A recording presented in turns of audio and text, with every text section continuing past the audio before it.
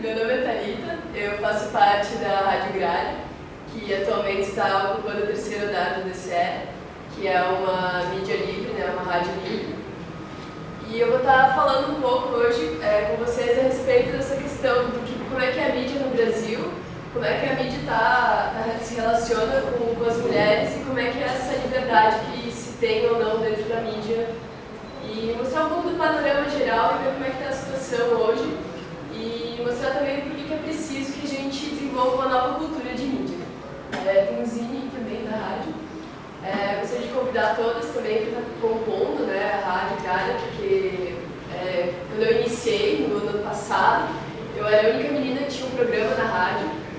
E agora, nesse ano, a gente tem mais 2 programas promovidos por garotas. O meu, que é o Erva Doce, é domingo, às 4h20. Daí tem o programa das meninas também, que é a Hora do Chá, que é sábado, 4h20.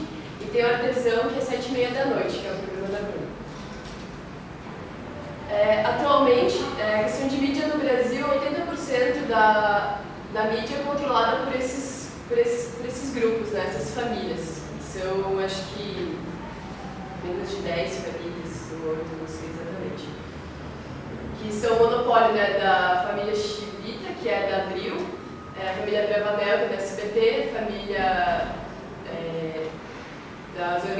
Marina, das organizações Globo, daí tem o subgrupo, né, da RBS, que é a Globo de lá, local. Aí tem a família Saad, da Band. E a gente tem, inclusive, né, os coronais da mídia, que são os políticos que têm alguma concessão que são relacionados com a mídia, né? Então, quem produz a mídia a mídia no Brasil é concentrada na mão de pequenas famílias, pequenos grupos, que controlam, né, detêm esse monopólio, que é regido através de... A mídia no Brasil é regulamentada através de concessões públicas. No entanto, essas concessões, né, elas reservam esse direito de mercado. No entanto, muitas vezes, como a gente vê muito, não é cobrada uma responsabilidade social dessas pessoas. Então, elas detêm um monopólio, elas detêm essa oligarquia, ninguém mais pode fazer mídia. E, além disso, né, elas estão envolvidas em propagar as suas ideias, né, através desses aconchavos políticos, que isso, inclusive, não é permitido, né, pela nossa Constituição que políticos sejam donos de grandes empresas de mídia, mas é o que está acontecendo e não é feito nada perante isso. E outra questão também é como a mulher, né, ela é vista e como que ela faz parte dessa questão da mídia, né? Geralmente a mulher ela é focada como mercadoria mesmo, não como protagonista, ela é vendida através das propagandas. Só que essa propaganda, inclusive, foi uma que me chamou muita atenção, assim, ela é antiga já, fazem uns 4 anos, né? Exemplos recentes não nos faltam, né? Por exemplo, essa semana saiu uma reportagem da marca, né, de absorvente Always, meio que culpabilizando as mulheres pelo vazamento de imagens íntimas, assim. Então, o problema não é mais as pessoas que não têm ética e ficam divulgando as imagens das outras pessoas, o problema é, mais uma vez, as mulheres, né, que estão sempre erradas. Então, essa foto, assim, é de uma propaganda onde eram várias propagandas, né, diferentes, e sempre vinha a mulher e falava algum clichê, assim, por exemplo, amor, bati o carro, daí tinha tipo o errado e o certo, assim, de como deveria se portar nessa situação.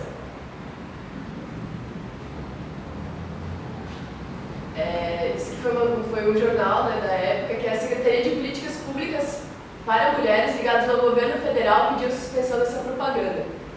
No entanto, a propaganda no Brasil ela sofre uma autorregulação, ou seja, quem regula a propaganda no Brasil é a própria publicidade. Então, tipo, você coloca os caras para se autofiscalizarem, né? Automaticamente isso não funciona muito bem. E essa propaganda foi avaliada pelo CONAR, né, que é esse órgão que autorregulamenta a propaganda, e foi, para eles, não teve problema nenhum, não tinha opressão nenhuma, isso aí as mulheres sendo histéricas, assim, não tem nada a ver. Então, além de eles não regulamentar a propaganda, eles ainda promovem uma propaganda dizendo que a galera que está lutando, né, por uma mídia melhor, uma mídia com menos preconceito, está sendo exagerada. Mas nem sempre foi assim. Isso é uma ilustração da década de 20, 1920, existia a publicidade no rádio. O rádio, quando ele iniciou, ele era um veículo de produção autônoma, assim, pequenos grupos. Diz inclusive nesse livro aí que qualquer moleque tinha dinheiro, podia comprar um transmissor e podia estar produzindo esse conteúdo, né? Produzindo essa mídia. E no início o lucro era obtido através da compra desses equipamentos. E a publicidade era vista como algo que não seria aceito assim, pela população. Imagina, você estar lá escutando rádio e ser bombardeado por uma cena por vários anúncios. Quem é que ia ficar escutando isso? Inclusive o pessoal do comércio lá, o representante X, não lembro o nome dele, ele que era ligado à indústria, ele era contra a publicidade no rádio. E com o tempo isso foi cada vez mais tomando fôlego, essa publicidade cada vez mais capitalizou o sistema de mídia.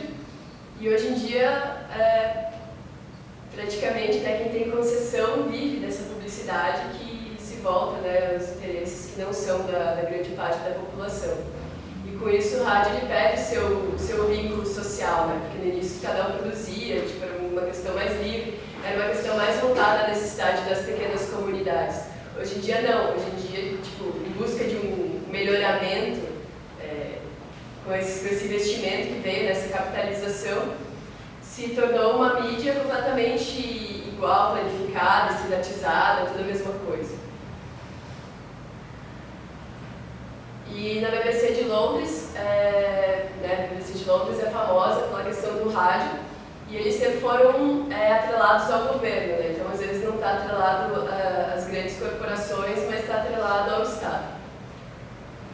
Esse aqui é um pedaço de não sei se é uma tese, o que era, não tinha na capa, não constava para que era, não consegui encontrar de fato. Que vai vir depois na capa do trabalho, eu coloquei na sequência. Que mostra um pouco da distribuição das mulheres na mídia, né? Onde se percebe que o rádio é um dos locais onde tem menos inserção, né, das mulheres. Aí os livros questionam um pouco isso, assim, porque cada vez que há uma nova ferramenta, uma nova abertura, possibilita a entrada mais de mulheres e a entrada de novas ideias. Então, assim como o rádio no início ele tinha esse espírito autogestionado, e depois acabou se tornando uma mídia tradicional e sendo mais fechado, esse é um processo que geralmente acontece, assim, quando se expande o mercado, se tem mais oportunidade para as pessoas estarem se expressando. E o rádio, então, como um veículo mais tradicional, mais antigo, no nosso meio atual, acabou deixando de lado as mulheres. Esse trabalho da Paula Meline Rocha, que é de 2004, esses dados são de 2001, então está um pouco desatualizado, mas ainda é uma coisa que se reflete, assim. E nesse trabalho também é interessante porque ela fala que as mulheres elas conseguiram maior espaço dentro do jornalismo a partir do momento que começaram a ter cursos, né, superiores para formar jornalistas. Porque as mulheres, no geral, elas têm uma escolaridade maior nos empregos e, mesmo assim, quando elas estão alocadas num emprego, normalmente elas têm maior escolaridade que os homens, mas mesmo assim elas não conseguem chegar na chefia e mesmo assim elas acabam ganhando menos que os homens. Elas têm que ter um estudo maior para poder estar entrando nesse meio e mesmo assim elas não conseguem ter esse reconhecimento. Aí, um relatório da ONU de 2003 diz que a participação de mulheres no rádio é em torno de 30% em todo o mundo. E é outra coisa, assim, né, próprio estilo de silenciamento, que as mulheres têm esse trago, assim, de estar no rádio, de estar expondo, de estar falando. Esses tempos eu vi uma amiga minha compartilhar uma foto que dizia: eu escrevo porque não sou ouvida, né? Então muitas vezes a gente consegue ter essa abertura maior mesmo nesses meios que não se vê, né, quem está produzindo. Esse é um documentário que eu gosto bastante, Misrepresentation, né, falta de representação, que é um documentário que aborda muito a questão da mulher na mídia e também a questão de como as mulheres são representadas e de todo esse poder, né, que a mídia ela exerce sobre as pessoas. Assim, como é que eu vou me inspirar em alguém se eu não tenho modelos, né, se eu não tenho ninguém que eu consiga me identificar.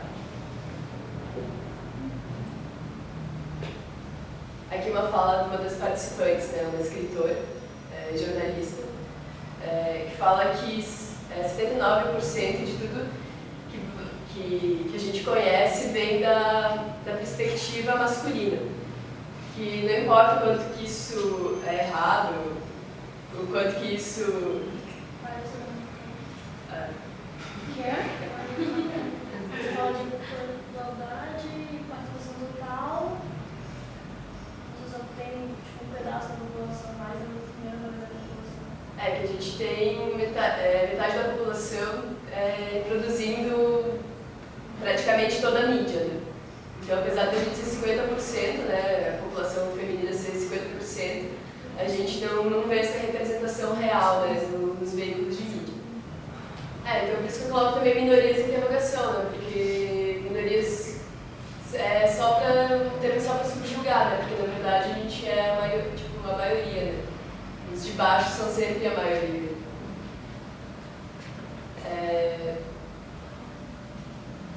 Aí também fala uma questão de Hollywood que diz que os homens, que as mulheres assistiriam histórias sobre homens, mas que os homens não estariam interessados em ver filmes sobre as mulheres.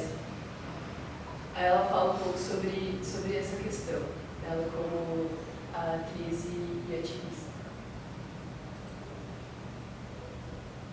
E também uma questão que foca nessa questão da representatividade é como que as mulheres, mesmo quando elas têm algum poder, assim, mesmo quando elas são mulheres, né, ditas da classe dominante, mesmo como, apesar disso, assim, por mais que uma mulher se esforce, chegue no topo, ela continua sendo criticada pelos mesmos argumentos, assim, que passaram, assim, a vida inteira, né, que ela sofre a vida inteira. Aí fala muito da questão da Hillary Clinton e da outra mulher que concorreu à presidência dos Estados Unidos, que eu não lembro o nome dela. De como elas são, como toda a discussão política que elas queriam trazer não era voltado para esse enfoque. Os jornais sempre queriam saber se elas tinham feito cirurgia plástica e questões relativas à aparência delas.